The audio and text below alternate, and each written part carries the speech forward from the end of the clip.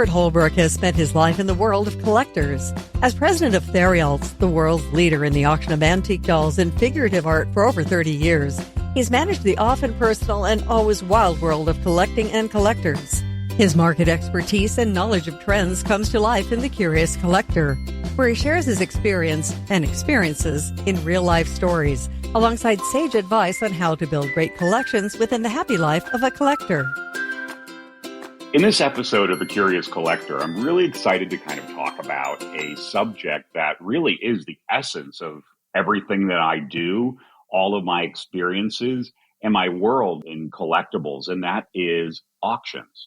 Auctions are my main focus, and I have been up on the podium for now, I hate to say it, 37 years since I started my first auction from the podium, selling dolls, of course, and never looked back. And in that time, I want to say that I've tried to look at the numbers and wondering how many pieces have I said sold up there.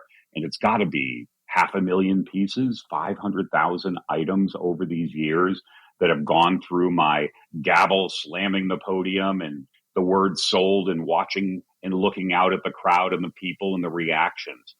And that, in essence, has given me a platform in which to see things and understand things about the tendencies at auctions that people have and the tactics they use and whether they work or don't work, because you're all looking up at me.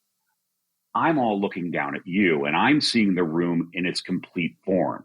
Even now you're saying, well, that doesn't really hold true as much any longer, Stuart, because everybody's bidding online. And sure, the majority of the people are online now, with a few exceptions of auctions that we have large live crowds, like our convention sale every year. But even when I'm up on the podium auctioning often to a camera, I can still see things that are telling to me in styles and techniques that people use and best habits, best practices that might give you a little bit more of an edge, because everybody's always looking for an edge. And, you know, I'm remembering that movie with Al Pacino, the football movie. I'm forgetting the title now, but if you remember that he said in that great inspirational quote to his team that it's a game of inches and we claw for every inch. And so in the same token, if you're bidding at auction, you're clawing for every inch of a little bit of an edge that might take you over the top to get that item of your dreams. So I'm hoping I'm going to help you today with understanding the best route forward in how to bid at auction, both in person, because we do go to in-person auctions now, and there's a style for that, and as well online. And hopefully it'll be helpful for you and might give you a little pointer here and there to go that extra bid next time, win, and have the doll of your dreams. Or if you're not a doll collector, the collectible item of your dreams. So I want to start off, first of all, with in-person auctions. And that is, you are there, there's a crowd. It's the old school, old style, because they do still appear and you do occasionally go to them. So I wanted to talk about these first of all, because this is a really interesting profile that I've analyzed through my 37 years of being on the podium. The first thing I've noticed is that there are ultimately 5 different types of bidders. 5 different types of bidders that relate maybe to personality, but not always, because it's amazing the people who evoke some of these tendencies of a particular style of bidding that are very different in person. But I want to go through these because I think it will kind of help you first identify which of these profiles of a bidder you might be, and to then talk about the advantages and the disadvantages. And each of them have sort of I would call it a technique rating of 1 to 5. So we'll start at the bottom, and that is the worst technique, and probably is the most common profile you will see at an auction. And I call these people the Eeyores. Now, you remember the Pooh character who always was slouched down and always pessimistic about everything. And interestingly enough, these people are not necessarily that in their personality. It's just when they're bidding. They come to the auction and immediately see that doll of their dream, and they shake their head and their shoulders slouch. I'll never get it. I'll never be able to buy this. I know I'm defeated. I know this is, it just won't happen. Somebody will outbid me. And then they go and they're bidding and the bids are hesitant. And there's this look of resignation within seconds as the item comes up. Their arm is kind of shaking and their head slightly droop. Their shoulders slump as eyes dart around the room, waiting for that inevitable of what they are absolutely certain of, that they have defeated themselves with the reality that the entire room, the entire world is waiting to bid against them at the very last second.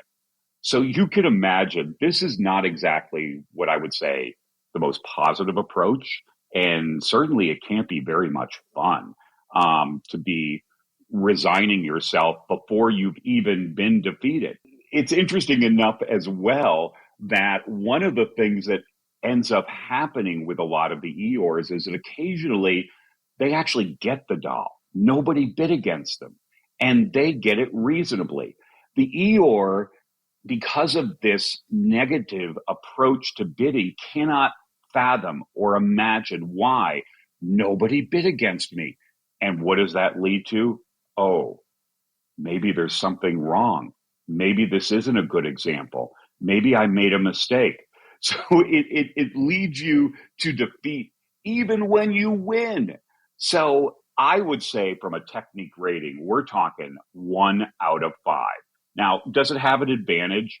Sure. I guess if you're bidding against a friend, somebody who really likes you, and they see you defeated and upset and slouching shoulders, they'll probably have pangs of guilt and might drop out of bidding or decide they won't bid against you. But the reality is, besides that friend, there's usually always somebody else that, if they bid, will assume your posture means one thing and one thing only: imminent defeat, that they can take you down in bidding in no time at all. I'm a believer in manifesting. And manifesting is the idea and principle of visualizing what you want, visualizing success. And it leads you, at least with me, often with really good results. You tend to be more positive, confident, and you exude that feeling, and good things tend to happen as a result. So of all the techniques, and it's surprisingly one of the most common, the Eeyore is the one that you all should try to battle and shake off, and try to be manifesting positive energy that you are going to get this doll and you are going for it. And you will be in a much better position, especially in relationship to the other profile of bidders who are out there. Like number 2, the sniper. So this really came about years ago in idea and principle, but it was long before the internet. But it really came to be a term used after eBay was created.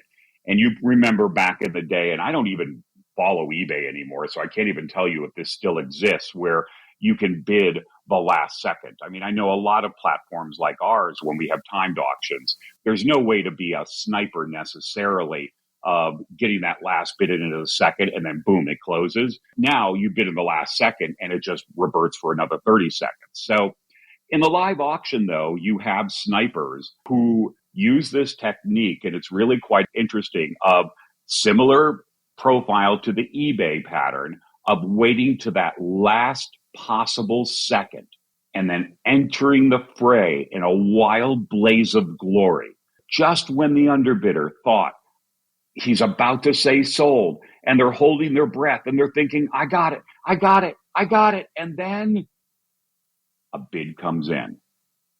For the Eeyore, it is the most horrifying moment you can ever imagine, because there they say, see, I told you, and I thought I would have it. But there it is. They came in and they bid, and they just immediately, the Eeyore is done. They are defeated. It will destroy them emotionally. Does it really work in an actual auction environment?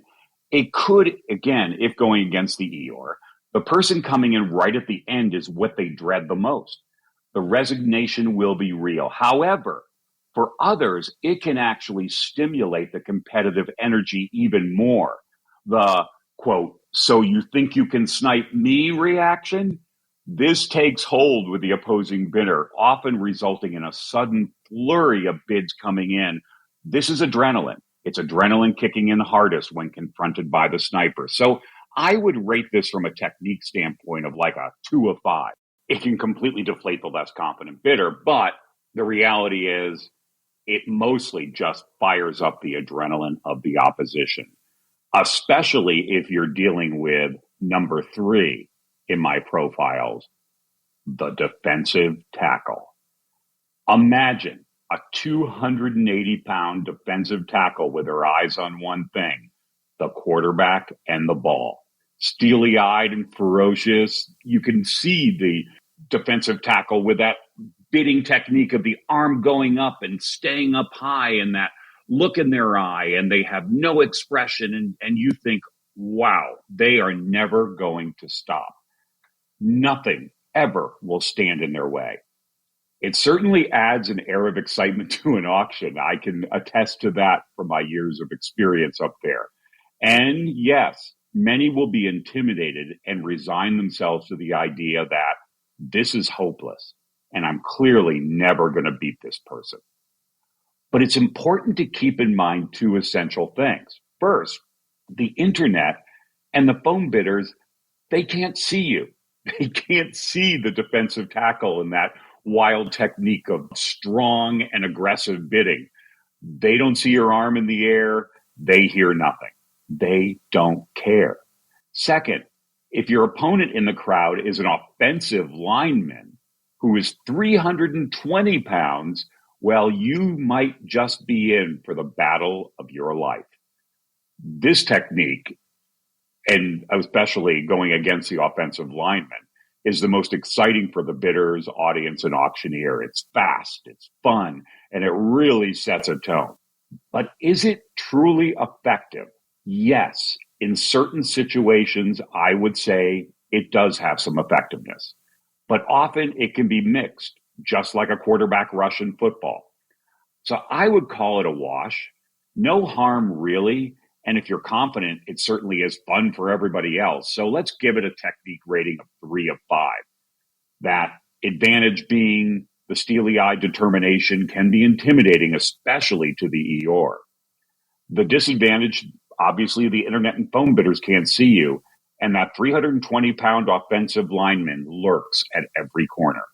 Which takes us to profile number 4, of what I think is the most practical and best for live auctions. I call them the poker player. Usually in the back of the room or hidden quietly somewhere in the crowd, the poker player displays very little emotion. Bidding is confident but not furious. You don't even really notice who they are. And from the podium, it's always so fun because when these people are bidding, these poker players, you can see the eyes darting around the room and everybody trying to figure out, who is this? Who's bidding? It's discreet. They're very discreet with just a small flick of the paddle or a subtle finger raise. There's no smile, no fear, no display of emotion. Most will never even figure out during the bidding who it was until the end. They don't hesitate much, perhaps a bit towards the end to throw the other bidder and the opposition off, but their indecisiveness as the bidding goes up is seldom truly noticed. So what ends up happening is the poker player keeps everyone on their toes, everyone guessing, nobody knowing what the next move is. It's quite effective if you like discreetness in your bidding, and very effective in keeping everyone guessing. So I give this a technique rating of 4 of 5. No one has a clue to your intent. That's a great advantage. You could either be one bid away from finishing or fully intent on paying whatever it takes, and no one is going to be able to read you. So adrenaline becomes less a factor in the bidding process. It becomes more subdued. The Eeyore can't figure you out. The defensive lineman can't figure you out. And the sniper can't figure you out either, because none of it bothers you. None of it phases you. It is, though, the least effective style when bidding against the Eeyore in that sense. They actually thrive on the calmness of the poker player. They have more time to gather their confidence and to go on. They can't see or understand who they're bidding against. It's not fast and furious, so it's not as deflative. So, in essence, this is the least effective against the Eeyore. Now, the final profile is a really unusual one, and I think everyone who's been to auctions before has seen it. And I call it the actor. And the actor is the one that I think really makes for memories of auctions that are told and stories told for years. Now, there are two types of actors. There's the accidental actor. That is that moment that something happened in the process of your bidding that totally changed the dynamics of the adrenaline or the speed or the reactions of people in the room. I tell this story because this is a perfect example of what happened. And this goes years back in the 90s. I was up on the podium. We were selling a really rare Simon and Halbig character at the time. And the bidding started off at 5,000, something along those lines. And it quickly started moving up. And there were 3-4 people all bidding, including this one woman in the back of the room. And it got up to about 16, 17,000. And at that point, all of a sudden, the woman who had been standing and bidding in the back of the room collapsed. I can't make this up. Literally passed out, whether from stress, whether from adrenaline, whatever. She passed out. A nurse, I stood there and immediately stopped the sale for a second. You know, it's unfortunately there's no playbook in the auction world of what to do when a bidder passes out. So I just paused for a second, and luckily there was a nurse in the audience who ran back, and she was actually fine, but she was laying on the floor, and the nurse was just tending to her, making sure she was okay, checking her breathing. I decided I can't just sit and wait here all day. I've got an auction to do. Let's keep it rolling. So I called for the bid of 17,000. And all of a sudden, this feeble voice came from the back of the room, from the floor. And lo and behold, it's this woman who passed out and yelled, 17,000, and tried to lift her arm up in the air from the floor. Everybody saw this. And that was the point of who the heck is going to bid against her? I mean, this was like every other bidder just immediately dropped out. They were like, we're done.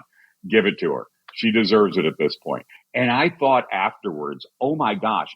Now, this was a real scenario. I'm not trying to imply that she was faking it at all. But what a technique. If you're a really good actor, just pass out when you're bidding and then bid from the floor. And I promise you, no one will ever bid against you. But there's other types of actors as well. They tend to be of the defensive tackle approach to bidding. They tend to be very apparent, very aggressive in their bidding, and they make it known throughout the room. But they go for a little extra, and that is they try to create sort of an intimidating halo effect around them to make it clear that anybody who bids against them is going to be defeated. There was a collector in the 80s and 90s who would bid on items and created such a personality through this aggressive style that whenever, it was a him actually, whenever he bid, people would just stop bidding. They were intimidated. They were like, it's pointless. I'm not even going to try. I'm just giving up. And so this person would actually end up getting things for less than they would if they had been, say, a poker player. So rather kind of a unique twist, but it takes a lot of confidence and it takes a unique personality and persona to be able to pull it off. Most people can't do it. You really have to have sort of almost a charismatic personality that really creates this halo effect. And I know a number of collectors over the years that have had this, that the second they bid, people give up. And interestingly enough, those people have limits. They all have limits. I remember one doll that this gentleman purchased for something like $65,000 in the late 80s, a rare character. And the people bidding against him, they just decided to drop out because they just said, no, he's bidding. I'm not even going to bother. I'm not even going to try. And then a few years later, some 10 years later, he decided to sell the doll, and it goes back to auction, and it brings $200,000. So it would have been better in the end, in that beginning, to just go after him and go for it, at least give it a fair shot and not be intimidated and to resign yourself in the end to, oh, so-and-so is bidding, so there seems to be no point. And how can I forget the story of probably the greatest actor ever as a bidder? And that was the longtime collector. Some of you might remember from years back, Jerry Baker. And she was a character indeed. Let me tell you, she made herself very well known in the room. And I remember a scene at the Mildred Seeley auction in 2003. If any of you were there or remember that we had one of the French court dolls, a gentleman French court doll that was, yes, anatomically correct. And this led to quite a unique moment. Jerry, when she bid, she made it very well known she was bidding. She would make comments. She would yell things out. She was very vocal. And everybody was just like, oh, wow, here goes Jerry. And she could be intimidating to a lot of people. Well, this doll she wanted more than anything. And there was a very conservative European woman in the first row bidding against her. And it got up to about $16,000. And gradually, Jerry would always stand at the back of the room, but she slowly started working her way up to the front of the room and eyeing this woman and moving up slower with every bid, finally to the point where she was literally at the front of the room and staring this woman down with her card up in the air. It was really very awkward until she finally looked at this woman, this very conservative, well-dressed, lovely collector, looked at her and said, no woman has ever beaten me out on a man before, and you aren't going to be the first. And I mean, the woman's face was unbelievable. She immediately resigned herself, and Jerry got the doll.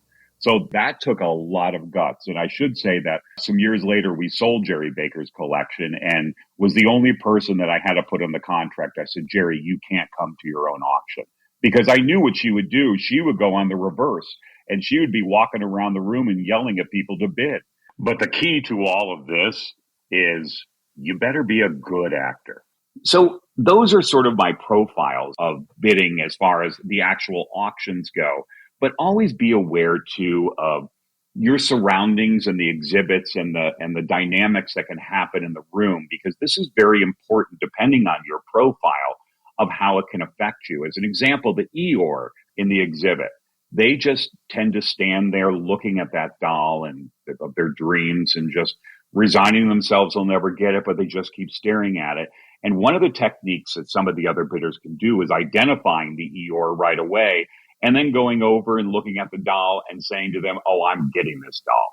No matter what I'm going for it, this doll is going to be mine. Well, that immediately just, even before the auction starts, it defeats you. So be careful of the exhibits as well and what people say, the chatter, the talk. It all could be techniques and styles and ways to kind of manipulate things a little bit into their advantage. One tidbit, one piece of advice I give everyone who is bidding live at an auction is never to say this while they're bidding. Oh, okay, I'll go once more. And you hear this all the time. It's like you're at a bar and the bartender says, would you like a drink? And you're like, oh, I don't know. Okay, I'll take one more. So I know it's a very kind of natural reaction that you say this out loud or enough that people around you can hear it. And I can certainly hear it when you say it. And surprisingly, the online bidders can even hear it when you're saying. They can't see you, but they can hear you. So I always tell people never say that just once more, because you have just sent basically a telegraph message to the entire world, online, in person, everywhere, that you're done with this last bid. Well, if I'm bidding against you, I say, oh, okay, fine. One more bid. I'll do it. She's done after that. So never show your cards in that respect. Always, always approach it with more of the poker player.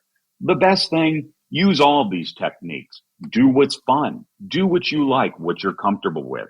Enjoy the auction experience. It is really one of the most energizing and exciting things to be bidding at an auction. And I found that people have become better and better and more comfortable over the years compared to, say, the late 80s when I first came into the business and auctioning from the podium. And people were really nervous.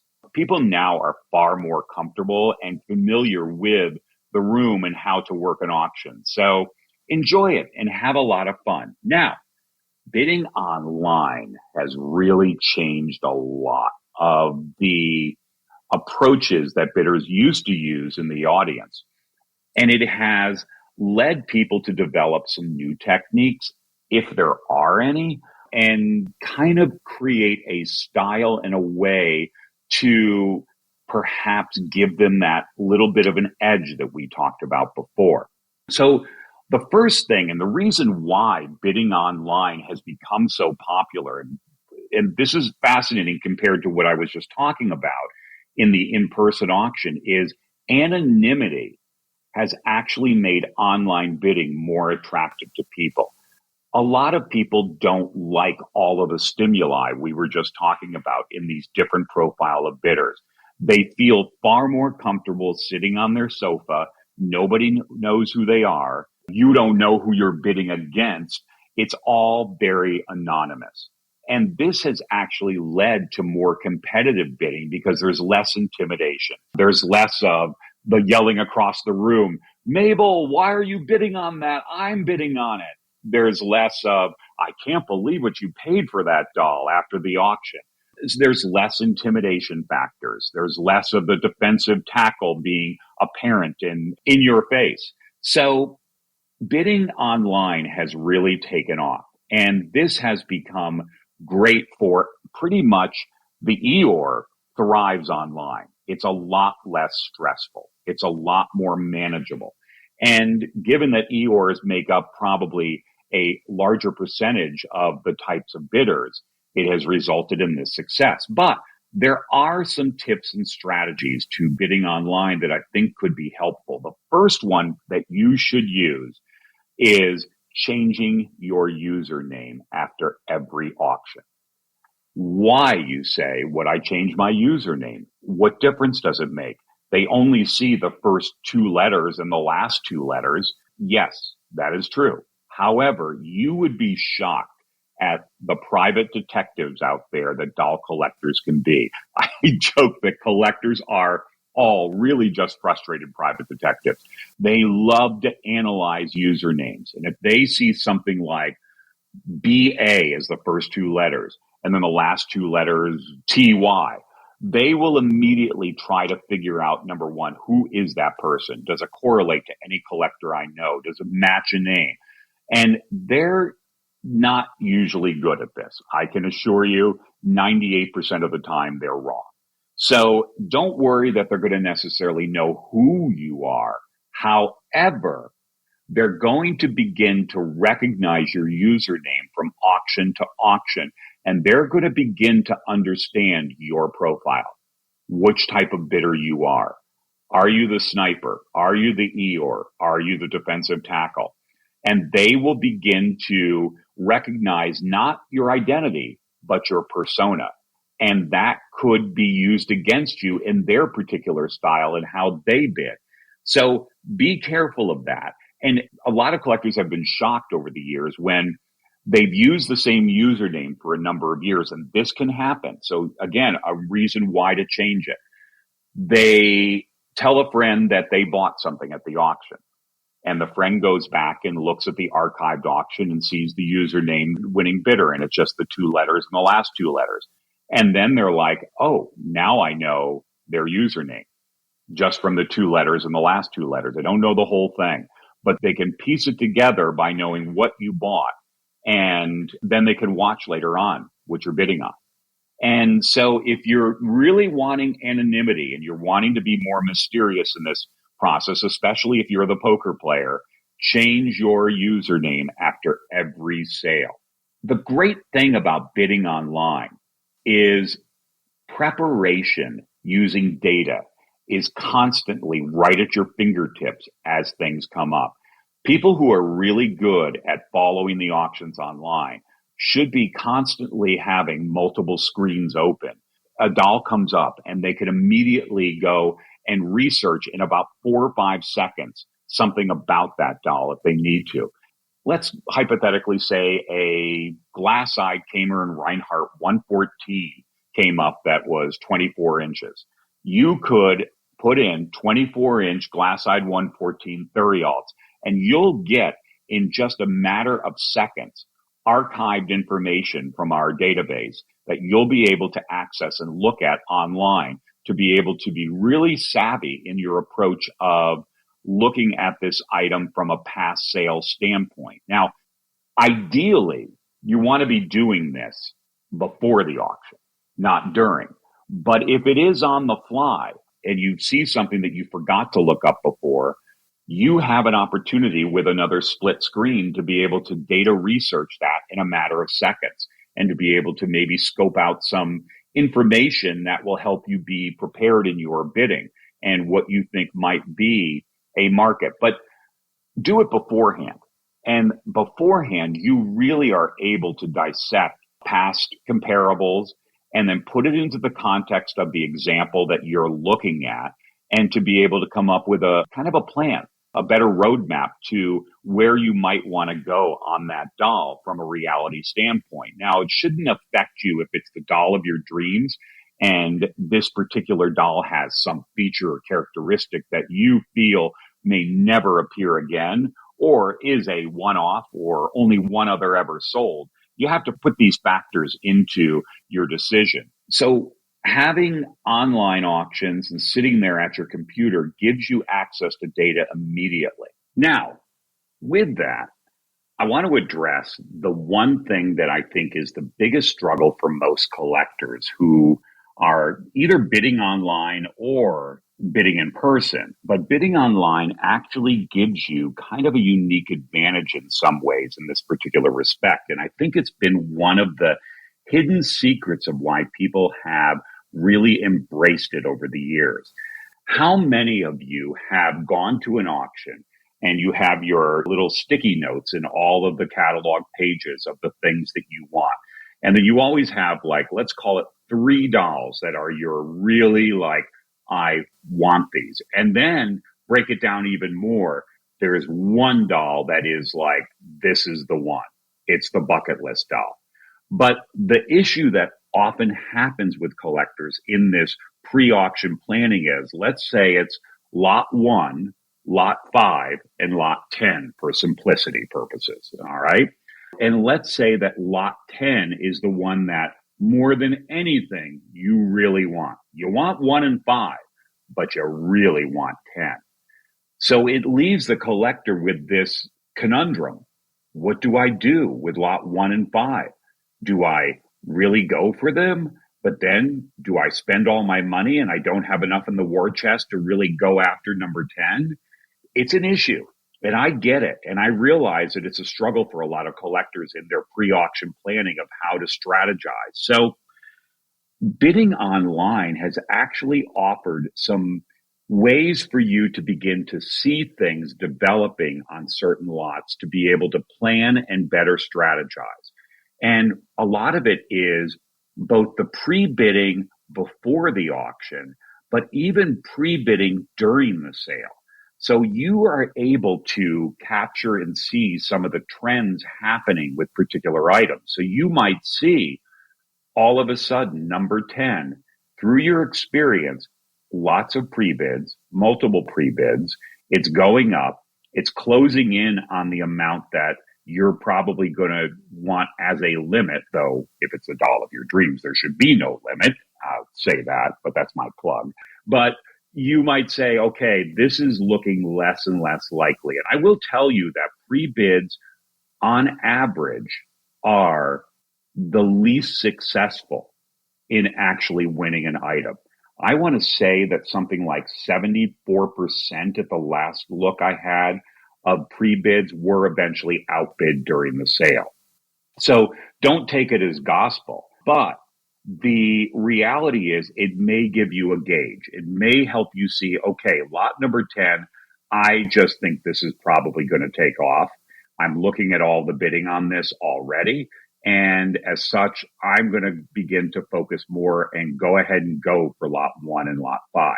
I'm not going to say it's working all the time, but it gives you a little bit better of a feel for the development of how things are working on that particular doll. A lot of people I've noticed this, and it's interesting. I would never think of this. Leave it to collectors to figure out ways to work the system to try to figure things out before they go into the battle of the auction. And one of those is they go ahead and put pre-bids on some items. And by doing this, they're hoping that they're going to be able to stimulate other bids, people coming in before the sale to kind of see where is this going to go. So let's say they put a pre-bid of $5,000 on number 10, and immediately other people start bidding. Well, they're going to get a feel that, this looks like it's going to have a lot of interest and take off. Maybe I'll focus more on 1 and 5. And so you can utilize the pre-bids, both doing them yourself, but more importantly, watching the development of pre-bids and how they are being engaged on to help you strategize on bidding on the items beforehand, perhaps because you're seeing trends happen on the one you really want that are making it look less and less. It's not 100% foolproof, obviously. And I never bank or predict things on what I'm seeing as far as pre-bids.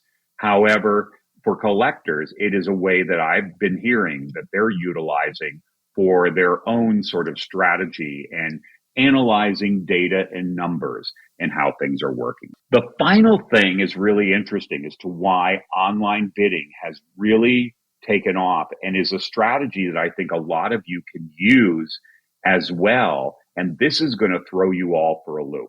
And that is, and I'm going to do an episode on this. I think it's a really good subject that we can talk about. And that is coping strategies for partners of collectors. You all have husbands or wives or partners who may not necessarily be active collectors, may not necessarily be even encouraging to your collecting. And you always wish there was a way that you could get them more involved, or at the very least, more supportive or understanding of what it is you're doing. And it would be very hard to get them to ever come to an auction physically, to sit there for 8 or 9 hours on an uncomfortable chair. And maybe you could lure them in with the hot fudge sundaes that we serve, but it's a hard sell. They'd rather be at home watching a football game or gardening or whatever. And they're not collectors. They just don't understand why they would ever want to be there. So this is an interesting strategy for collectors to utilize the online bidding as an access point for the others in your family and your life to experience and see something that's readily available. I often call auctions online being for the others who watch them kind of a mix between a reality show and a sporting event.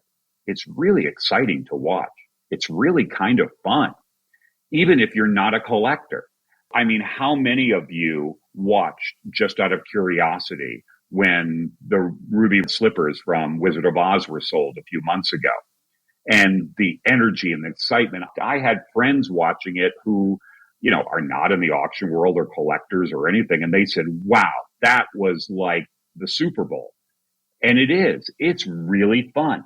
So one of the ways I think you can utilize online bidding as a strategy for yourself to have encouragement and better luck in the future through this encouragement is by having your spouse, your significant other, come and sit down for 5 or 10 minutes and watch a few lots that you know are going to be exciting and say, oh, just come watch this. I think you'll enjoy it.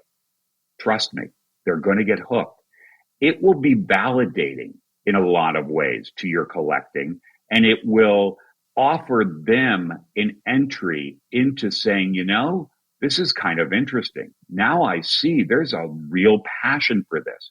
They'll be encouraging, and that ultimately might give you that extra boost you need, that extra confidence you require to maybe go a little bit further, to be a little bit more aggressive, to get the things you want, knowing that you have support within your family and your household. I talked about this in the 10 takeaways from Rosalie Weil episode, in which I said that family support is one of the crucial, absolutely necessary things that every great collector needs to really go to the next level. So utilize the online bidding to bring them in. It's a sporting event. It's a reality show. Wow, look at this doll going. They're going to get hooked. So in the end, to kind of conclude this episode of bidding techniques and styles, you know me. What do I always tell every collector? You do you.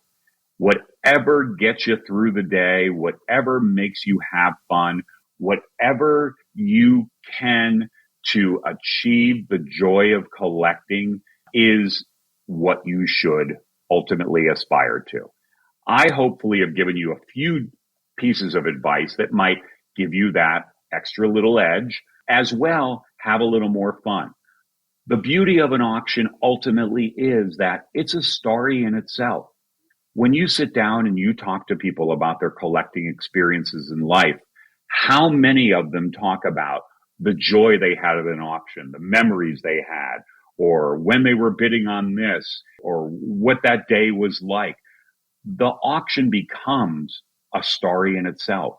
And if what we are collecting ultimately are beautiful objects with stories, this is creating one more story attached to the doll. Yet within that, never forget, while victory is wonderful at an auction, losing is sometimes good too. And I know you're thinking, how could that be?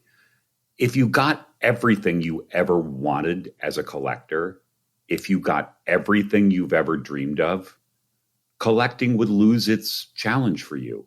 It would lose its allure. So ultimately, I always tell collectors, in the end, may there always be one doll you never got. That's a good thing. That's what keeps it fresh. That's what keeps it exciting.